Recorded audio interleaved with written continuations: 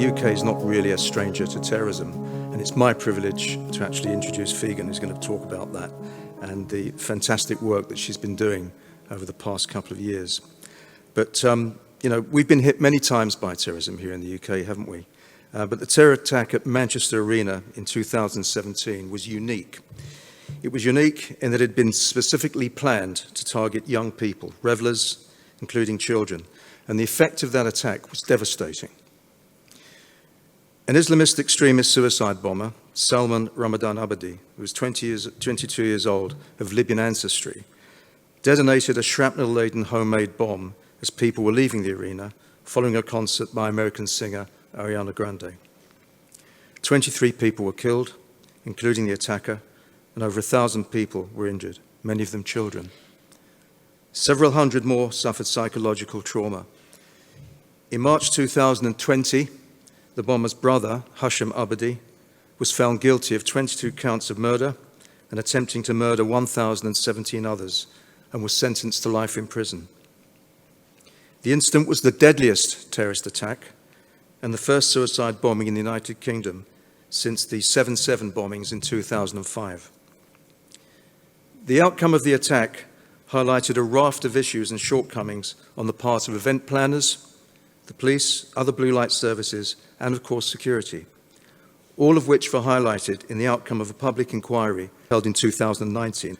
Coping with the outcome of that attack was tough enough, but for the relatives of those that lost their lives or were badly injured, the impact is something that only they can fully understand, which brings me to our keynote speaker today, Figen Murray. Figen is the mother of Martyn Hett, who was 29 years of age and was tragically killed in that attack at Manchester Arena. Now, we often talk about leadership, and that's a quality for which Figen has been rightfully recognized and honored. And a talk this afternoon focuses on resilience and strength in the face of adversity. Shortly after her son's death, Figen did a master's degree in counter-terrorism, which she passed with distinction. She also started campaigning for legislation to bring about mandatory security at public venues. We knew it as Martyn's Law, and it's now become known as Protect Duty. Figen is working closely with the Home Office to establish this legislation. She appears at major conferences and training events, both in the UK and abroad. She is a tireless campaigner. As a result of all of her work with the Home Office and the security sector, Figen was awarded an OBE for her contribution to counter-terrorism. Figen's talk today will offer up 5 takeaway skills that are useful to people in your work and also privately. And they've helped her to navigate life through the toughest and most challenging times of her life, dealing with Martyn's death in the aftermath. So, ladies and gentlemen, it's my personal privilege and pleasure to introduce Figen Murray.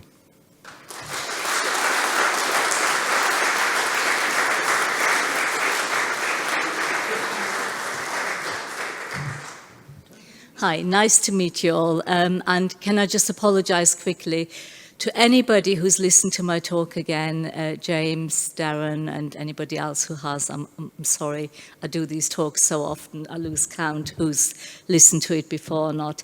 So Martyn was, as was just mentioned, 29 years old, and he that week of his death was actually so excited because he was going to go for a 2 months holiday of a lifetime to America, all around North America, on his own to decide his future, think about what he wants to do in his life, etc.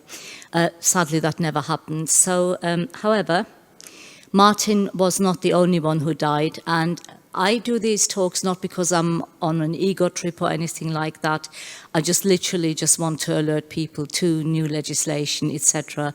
And I often get asked, how do you get the strength to talk about Martyn without breaking down? I was a psychotherapist for 23 years before Martyn died, and during my training and throughout my career, obviously you can't break down in front of your clients, so you're trained not to break down. And that's given me the resilience and strength to talk about it. So I'm not cold because I don't cry about Martyn publicly. I do it privately. So Martyn was, as I said, one of 22 people who were murdered, but quite rightly, 23 people died because the terrorist was also a human being. and certainly innocent when he was born as a baby. So amongst the people who died, the youngest was 8-year-old Safi Rose, who I'm sure you've all seen in the media. And sadly, not just concert goers died, but also some parents. And in one family's case, both mum and dad died, and the 2 sisters survived, thankfully. So the night it happened, what can I tell you about the night it happened? It was a Monday, and I'd been working all day in my basement. I was self-employed as a psychotherapist. I had clients all day that day. And a couple of them were a bit hard work that day. And I remember my head feeling a bit full, and I said to my husband, you know what, I'm going to go to bed early tonight. So I, including Martyn, have 5 children, and out of the 5, only my 2 youngest daughters still lived at home. They were, Nikita was 16 at the time and Louise was 19. And Nikita had just started her GCSEs, so she was in her bedroom revising. And Louise was doing an undergraduate course, and she had an art exhibition to prepare for the next day, so she was in her bedroom preparing that. And I said goodnight to them all, and my husband stayed downstairs doing paperwork and watching the TV. So I must have fallen asleep straight away. I was obviously tired. And the next thing I know is I became aware of somebody being next to my bed, and that was my 19-year-old daughter, Louise. And she had my phone in her hand, and I was a bit irritated, saying, why have you got my phone in the hand? What are you doing? And she said, I'm so sorry, Mum, I didn't mean to wake you. I just wanted to check if Martyn tried to ring you or text you. That's all, I'm sorry I woke you. And I said, well, why would he want to ring me at this time of night? Isn't he at home getting ready for his trip? And she said, no, Mum, they've gone out on a gig, him and his friends in Manchester, and there's been an incident. So by that time I was wide awake. And I said, incidents, what do you mean? And she said, very reluctantly, she said, Mum, there's been an explosion. And she hadn't even finished the word. I ran sort of behind her, out of the room, down the stairs, and my husband was just stood by the television about to come to bed and switch off. But there was the news flash, which I'm sure everybody in this room has seen, of the arena attack with people running and screaming. And I pointed at the TV saying, Martyn's there and his mates can't find him. I hope he's okay. They're all out, but they're looking for him. And he's not answering his phone. I just tried him. I sort of tried him to ring him, and he wasn't answering. And my daughter had tried several times. So he said, well, first of all, Figen, that place holds over 20,000 people. Secondly, you know what he's like. He always leaves concerts early, which incidentally was true. But that evening, he didn't. And I'm not even going to go into, if only he had, and that's not healthy thinking. So I'm not doing that. But anyway, he didn't. And he said, besides, he always runs out of juice on his phone. He'll ring you in the morning when he's charged his phone, and you'll have a laugh about it. Anyway, I've got work tomorrow, I'm off to bed. He's a GP. So off he went, and my daughter Louise and I made a cup of tea, sat down. We were communicating with his, by then, very distressed friends. Some of them were crying on the phone, and they were frantically looking for him. You need to also remember they were themselves victims of the terrorist attack, so they were in shock, kind of. So as we were watching the news and sort of Louise checked on social media what's been happening, and she was feeding that back to me. The attack happened 22:31. Probably about 45 minutes after, about 16, 17 minutes past 11, I just went, oh, and I touched my tummy. And I had this weirdest physical sensation. My stomach just did a leap for some reason, I don't know. But my daughter said, what? And I said, I don't know, Louise, I've just got this weird feeling in my stomach. I said, it feels like Martyn, suddenly there's a connection that's been cut off. It feels like he's not on the planet even anymore. And then I looked her straight in the eyes and I said, you know what, he's dead. And she burst out crying, quite understandably. She was really upset, and she said, Mum, please don't say that. And I said, Louise, you know how close I am to Martyn. I suddenly have no sense of him whatsoever. I'm telling you, he's gone, he's dead. And unfortunately, 24 hours later, at 20 to 10, at the Etihad Stadium, it was confirmed. So there was a message very early on Tuesday morning saying on the TV screen, if you need support or information, please go to the Etihad Stadium. So that's where we went, my husband and I. And so there were bit by bit other families of people who were missing. Thank you. Cheers, thank you, thank you. There were other families sort of slowly drifting in who were also, you know, missing loved ones. And they were all sort of, it was a room this size and there were tables everywhere and people were just accumulating. And with Martyn, all his friends who were at the arena with him, they drifted in and my ex-husband came with his wife. And by the end of that day, there were probably, in our family group, about 30 people. And the other families as well, as people finished work, they joined their families. So there were a lot of people in the room. And at 6 o'clock that evening, they were able to then start taking the bodies out, which they couldn't do before because of the glass ceiling being in danger of collapsing. So they had to put scaffolding into the room, they had to get forensics in, and only 6 o'clock then they could take the bodies out. And that was also the time when they started taking families one by one over the next few hours into a side room. And 10 minutes later, they'd come in tears, and we knew they had bad news. And towards 9:30, there were only 2 families left, us and another family. And we were then the next ones to be called in at 20 to 10 to be given the bad news. So as I said, I kind of absolutely knew he's dead, but I saw all his friends, I saw all my children in that little room. It was like where they had private suites with a view to the football field. And it was really weird to watch your own family sort of disintegrate in front of your eyes and see the other children. You have so distressed. So the 19-year-old, she dived under the table. She just needed to hide. She just disappeared. I couldn't get to her. She was right at the end of that big boardroom table. And my oldest son just walked to the corner of the room and just stared out onto the football field, and anybody going near him, he didn't even look at them. He just said, go away. And he just needed to be by himself. So that was really not good to see your children disintegrate. So the following weekend, the police said, you can go to the morgue, he's ready to, you can see him again. And the therapist in me thought, no, that's going to mess my head up. I can't go, I don't want to see my dead child. And my husband said, well, I'm a scientific man, I need to see him. I don't believe he's dead till I've seen his body, and I know it's definitely him. I'm going. And I said, well, you'll have to go alone, on your own.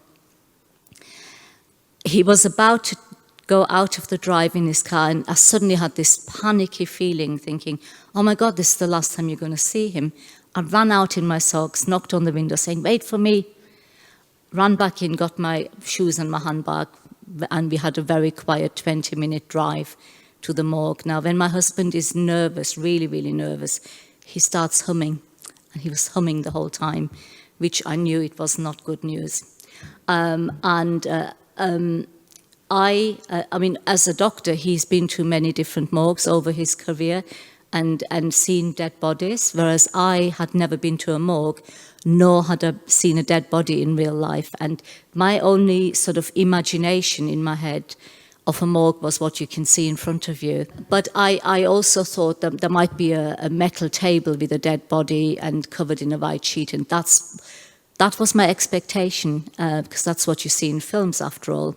I knew no different. But when we got there, thanks to the Hillsborough inquiry, may I add, when people knock inquiries saying they're a waste of money, waste of time, waste of resources, well, that's nonsense, because thanks to the Hillsborough inquiry, we as families had a very different experience. The Hillsborough families had the experience where they had to stand behind a glass window and somebody lifted the head bit of the person who was dead on that metal table We didn't have that, thanks to that.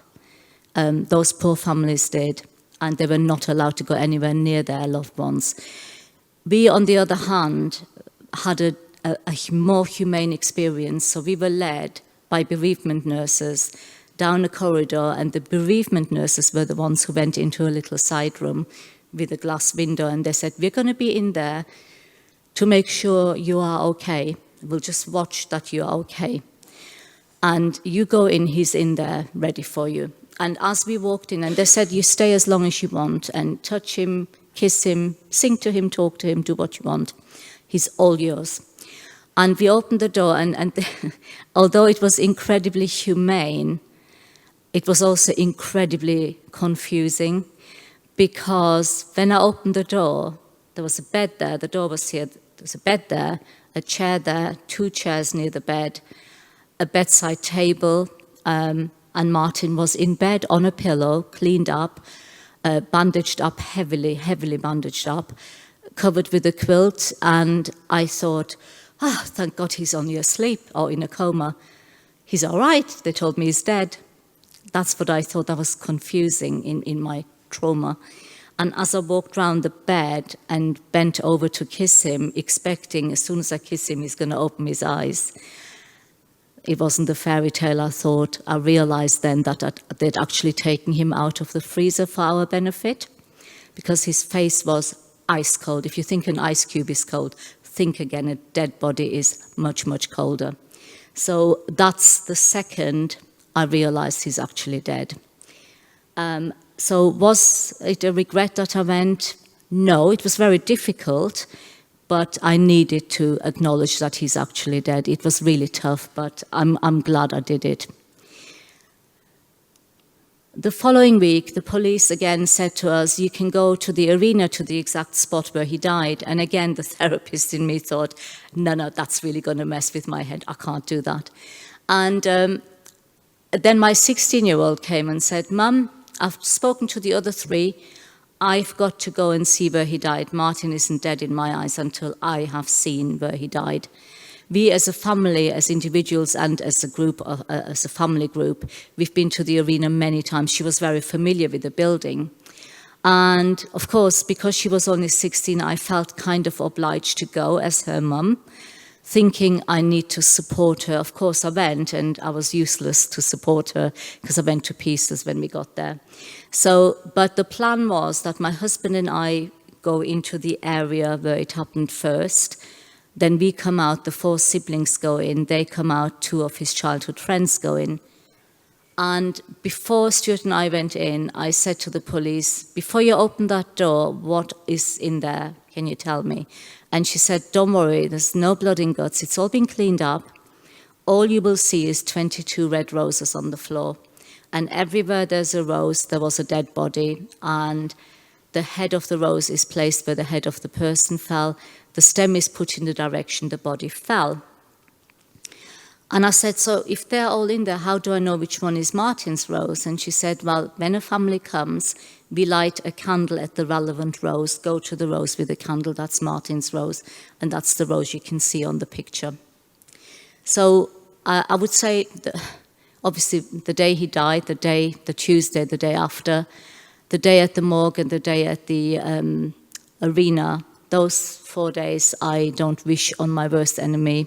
I don't ever want to repeat that. And it's literally, it's 5.5 years on. I could still tell you minute by minute on all of those days what happened. And I'm sure I can do that in 20 years' time as well, because it's etched in my DNA. Here's Martyn again with his cat, Emily Bishop. He was a massive Coronation Street fan, to the point where a lot of the actors and actresses actually knew him personally. They were his friends. He kind of forced them. He stalked them until they befriended him, to be honest. He was such a super fan. But in fairness to them all, most of them came to the funeral and to the vigil, which was very kind of them. In fact, Helen Worth, who plays Gail, we had to pull her to one side at the funeral and before the coffin was brought in, and say to her, your face is on the coffin, just so that you know, because we had all his favourite divas all round the coffin. So Emily Bishop was 2.5 years old. They were besotted with each other, these two. They were inseparable. He loved his cat. And that's them now. Unfortunately, exactly 3 weeks after Martyn died, she didn't wake up one morning. She was pining. She was making these weird, horrendous noises. She wouldn't come out from under his bed. She was so distressed that she just died of a broken heart, we were told. But strangely enough, having those two urns next to each other in my office at home gives me comfort. It gives me strength. The times when, during my master's, I was ready to give up because I had the master's, all the essays, the dissertation, I had the inquiry, I had court, and it was all at the same time. And there were times when I felt really overwhelmed, and I'd look across to the urns and I'd say, okay, Martyn, yeah, okay, I'll get you, I'll carry on. And it gave me the strength to carry on. So the official news of his death, I just described what happened in the room where we were told that he's dead and how my family fell apart. 22:31, the time of day he died. It's 5.5 years on. I still cannot go to bed before 11, 11:15. Doesn't matter how tired I am. And the reason for that is because I was fast asleep as his mother when he was slowly dying on a cold stone floor. And as a parent, I find that incredible to consolidate. I've not managed it. Maybe I never will consolidate it. I don't know. But so be it. You know, if that's forever, then that's I'm okay with that. Grateful for his big decisions. So I have not prepared my own funeral arrangements, never mind thinking about my children's funerals. And I never thought I'm in that position where I have to decide about my child's funeral. And I was really worried about what to do. And as we were discussing it one day, soon after he died, one of his friends was in our house and he said, oh, Figen, he's got it written down on his laptop. And we had his laptop because Stuart had to go onto his laptop and cancel all the Airbnbs and all the internal flights and all the shows he booked all across North America for 2 months. It was all booked ready with an itinerary. So that's why we had the laptop. But when we looked, we found his funeral instructions. Thankfully, he'd written it all down very clearly. He wanted to be cremated. He wanted 2 white horses and a white coach. He was gay. He wanted to go out like a diva. We granted him that wish, of course. He had 2 song lists, one that he wanted, and the other one, because he had a huge sense of humor, he titled, Don't You Dare Play These. And again, that was a decision he took for us, he made for us, thankfully, and his friends arranged the music for us then, because half the songs I never even heard of. The other thing we did is he wanted everyone to be dressed in black with something fabulous, so we had people all in black, dressed with feather boas and rainbow trainers and dicky bows, and it was quite incredible, some of the sights. And I've realised I'll never come to terms with it, and I'm okay with it as a parent. So, which brings me on to Martyn's Law. So the first year we spent grieving, and after about, at the end of the first year, it was sort of May, June, Father's Day, some of my kids bought my husband some Katie Melua tickets, and they were for December that year. And December came and we went, and I got ready, and I got my tiniest handbag ready. And I said to Stuart, that'll make the bag search easier. I just need some tissues and my phone, really. And we went and we arrived and we got there. Stuart takes his wallet out, gets his tickets out. We walk in, nobody checked the tickets, nobody checked anything, nobody talked to us. And we walked up the stairs, found our seats, sat down. During the concert, I cried. And my husband suddenly noticed and he whispered, it's the songs, isn't it? And I said, no, I'm not even bloody listening. And he said, well, why are you crying then? And I said, because nobody checked my bag or your tickets. I'm really upset about that. And we went home, obviously, and Christmas came and New Year came, and I started researching security at venues, came across the contest document, because don't forget, I was a complete layperson, knew nothing about security, it wasn't on my radar, and found to my horror that security is only a recommendation. And I wanted to change that, so in the January, I wanted the government's support, so I didn't go the change.org route, I went the government petition route, which those petitions last 6 months, then they automatically stop. And the government after, anyone here from the government, by the way? Right, my apologies. The government after 10,000 signatures is obliged to write, okay, put it in writing, so a response. So I came to 10,000 signatures and I got a letter via email, clearly copied and pasted, I'm afraid, saying, thank you for your interest in raising this issue. We in the UK have security legislation already in place. We will not be making any changes, but thank you very much. That's the response I got. A few weeks later, the petition sort of crawled up slowly to 23,500 signatures at the end of the 6 months. And that was with a huge amount of prompting on social media, which I wasn't familiar with. I was really rubbish at it. But my kids kept helping me and Martyn's friends kept reminding people. So 23,500 might sound a big number, but actually it isn't, because halfway through my petition, 2 other ones emerged on the same government sort of petition site, and they literally overtook me by the hundreds of thousands in 2-3 weeks, never mind 6 months. You could literally see the counters move. And one of them was Bring Back the Jeremy Kyle Show, and the other one was Bring Back Plastic Straws for McDonald's. And whilst that may sound incredible, it's actually okay, because the general public were just like I was before Martyn died. They have no idea about security. It's not on their radar, it's not priority.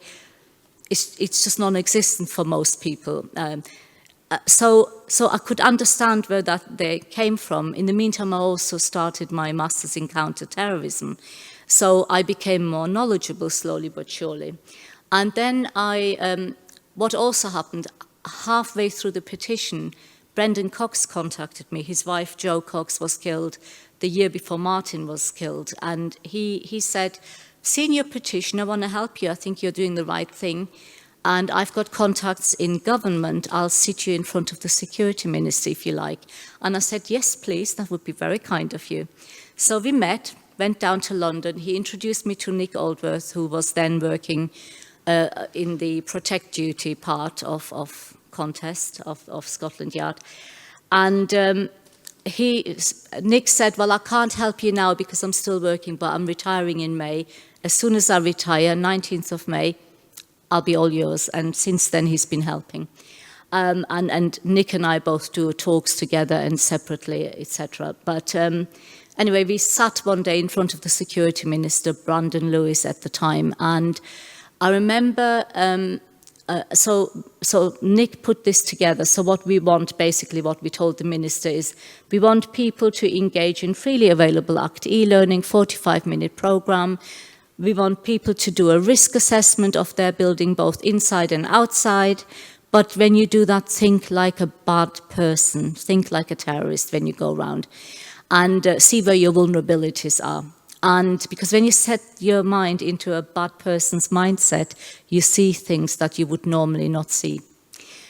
We want people to mitigate and reduce anything identified in the risk assessment.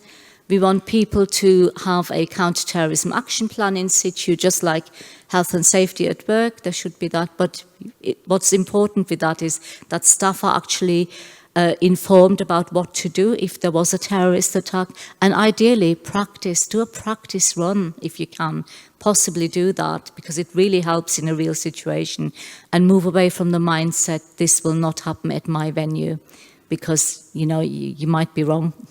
And obviously we want local authorities to be on board with everything. So that's what we put to the minister, and Brendan Cox said to me, Figen, this is your meeting. Before we finish the meeting, is there a final thing you want to say to the minister? And I said, actually, yes, there is. I said, Minister, as you can see, I'm only 5 foot short. However, I did read somewhere, if you think small is not effective, you have never been in bed with a mosquito. And I'm that mosquito, and I want you to remember that I will be buzzing around yours and the government's head until this legislation is done, and I will not go away. I literally have nothing else to do now, because I very sadly couldn't do my job anymore after Martyn died.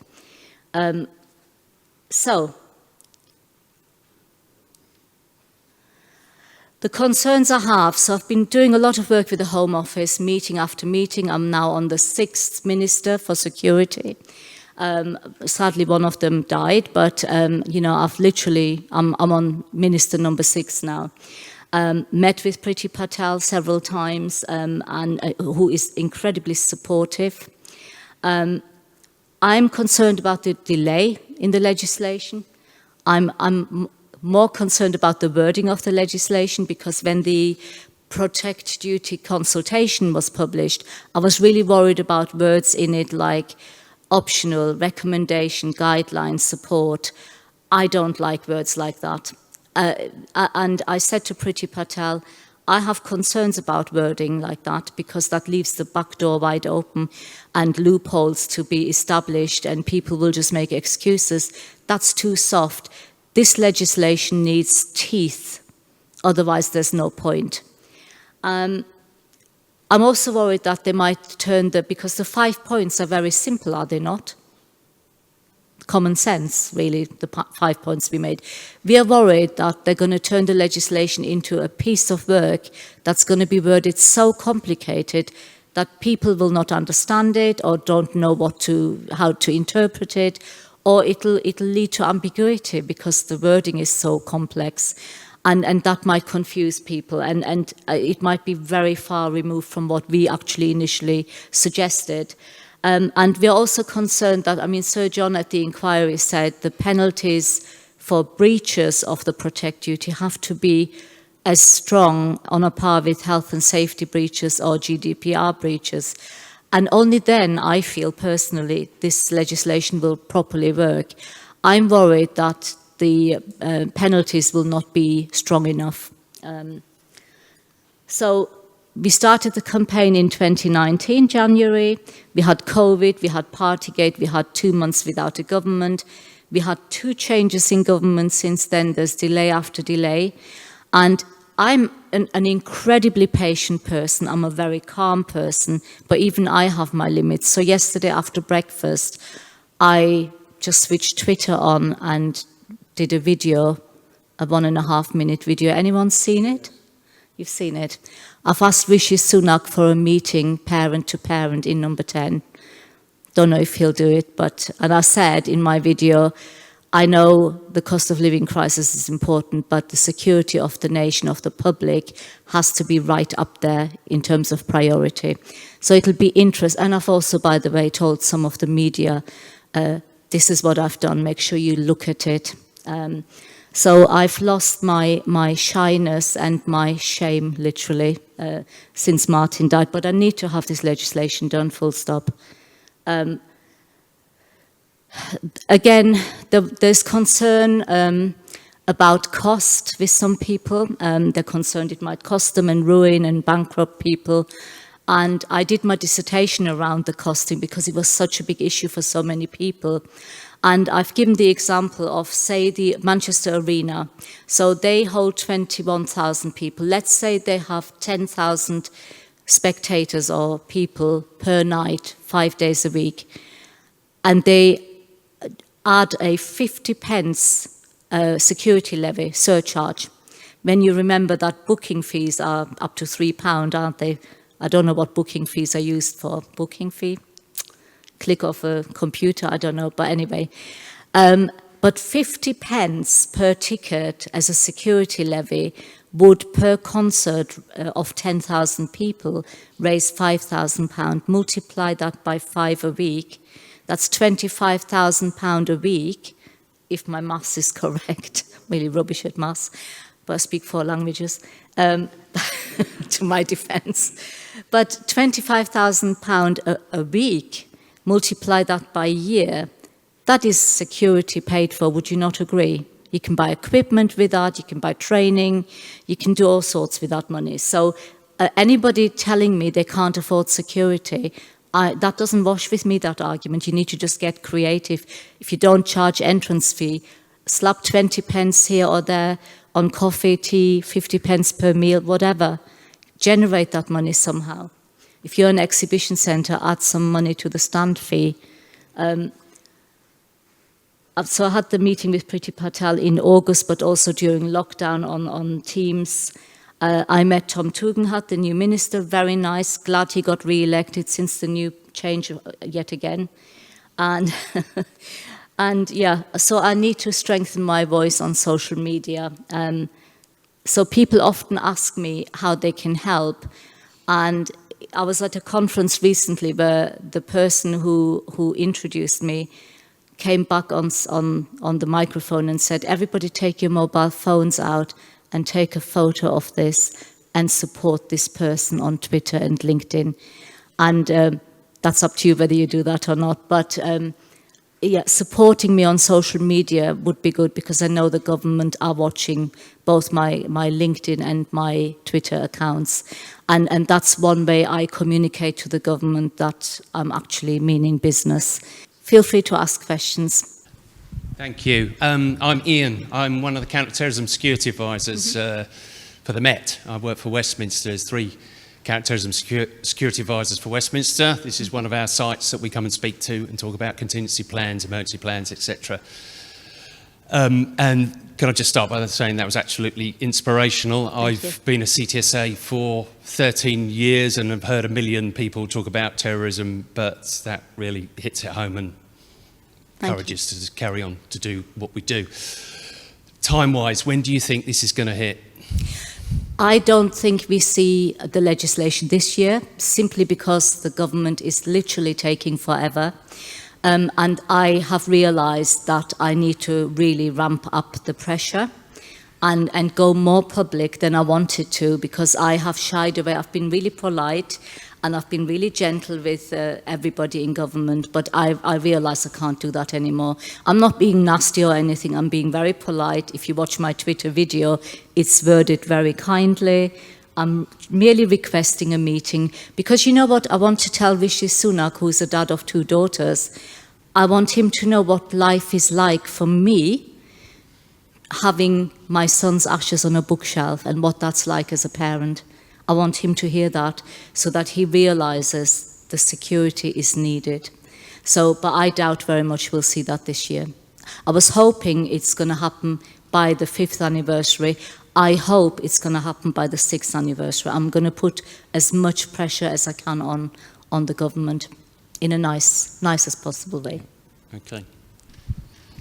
Hi, I'm Heather Walker. I'm Director of Operations here at the Royal Opera House. And thank you, Figen. That was quite inspirational and incredibly moving. 2 things, really. One was I wondered how a group of venues could help you, because we belong to several groups of venues, networking with them. And I'm pretty certain that a number of us, and they're probably the larger venues, would absolutely want to send a message that we want this. Yep. And I realise that we probably have the resources that other people don't, and we can therefore make these commitments. And I'm pretty certain we've made all of those commitments of your 5-point plan already. But I'm pretty certain venues want to say this is important to us as well as to the public. And I maybe we could have a chat afterwards, because I would love to find a way that through some of those associations we support your endeavours. Yeah, so my oldest son made the mistake recently to show me how to video myself and publish it. So I'm going to be using that myself more now. But actually, it might be something that you as organisations could do, and go on LinkedIn, go on Twitter, send it to the government. You know, the government is not really okay just having a meeting with people, but through social media, you can put that pressure on. The other thing is use journalists, use the media, to get that point across. And if anybody needs contacts, I can give you the contacts. Because one thing I have done is, since we've had media intrusion, I had a journalist tell my 16-year-old on the Tuesday morning, when he was still on the floor, that her brother had died. So we had media intrusion in not such a good way. But I realized when I started Martyn's Law, I need the media, which is why yesterday, after I hadn't planned the video, it just came to me, I just did it. And as soon as I did it, I did another video for the media saying, I've just done this video on Twitter, I need your help, please.